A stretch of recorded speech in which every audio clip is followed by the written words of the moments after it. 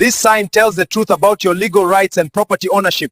Don't be misled by agreements without possession. तो आइए जल्दी से समझते हैं बिना कब्जे के बिक्री समझौता यानी सेल एग्रीमेंट विदाउट पोजेशन को।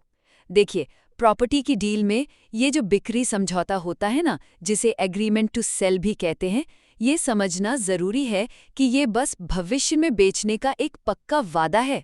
ये वो फाइनल सेल डीड नहीं है जिससे आपको मालिकाना हक मिलता है। और जब इसमें ये जुड़ जाता है बिना कब्जे के, तो इसका मतलब थोड़ा और स्पेसिफिक हो जाता है।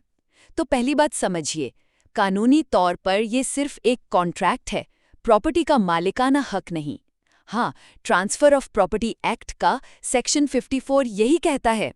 मतलब इस एग्रीमेंट से खरीदार को प्रॉपर्टी पर कोई सीधा हक, इंटरेस्ट या चार्ज नहीं मिलता। ये बस सेलर का वादा है कि वो आगे चलकर तय शर्तों पर प्रॉपर्टी बेचेगा। असली टाइटल वो तो भाई फाइनल सेल डीड के बनने और उसके रजिस्टर होने पर ही ट्रांसफर होता है, खासकर अगर प्रॉपर्टी की कीमत 100 रुपये से ज्यादा है। हाँ, अगर सेलर बाद में मना कर दे तो खरीदार कोर्ट जाकर स्पेसिफिक परफॉर्मेंस की मांग जरूर कर सकता है, मतलब सौदा पूरा करवाने के लिए कह सकता है। अच्छा, दूसरी बात, ये बिना कब्जे के का मतलब क्या है?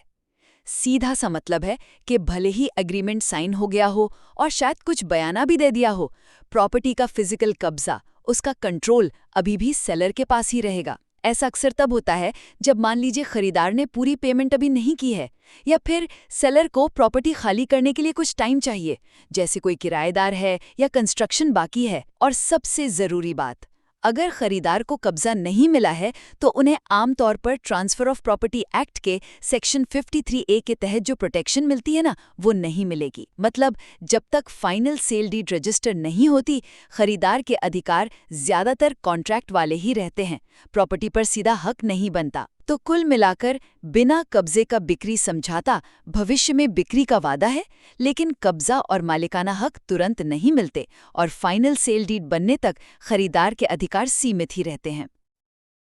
If you like this video, then do comment, like, share, and for more such informative video hit the subscribe button.